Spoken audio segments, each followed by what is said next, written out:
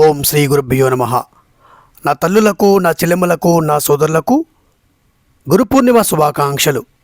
గురు పూర్ణిమ ఆషాఢ మాసంలో వచ్చేటటువంటి పూర్ణిమను వ్యాస పూర్ణిమ, గురు పూర్ణిమగా మనము మన యొక్క శక్తిని పెంచుకోవడం కోసము మనము అనేక రకాల మార్గాలలో గురు అనుగ్రహాన్ని పొందడం కోసం మనం ఆచరించేటటువంటి మన ధర్మంలో మహోన్నతమైనటువంటి పర్వదినం. సమస్తమైనటువంటి విద్యలకు మూలకారకుడు గురువు. ఆ గురువు యొక్క అనుగ్రహంతో ఏదైనా సాధ్యమే అని మన మంత్రశాస్త్రము, మన యొక్క భారతీయ సనాతన ధర్మం తెలియచేస్తుంది. మరి ఆ రోజు ఏం చేయాలి?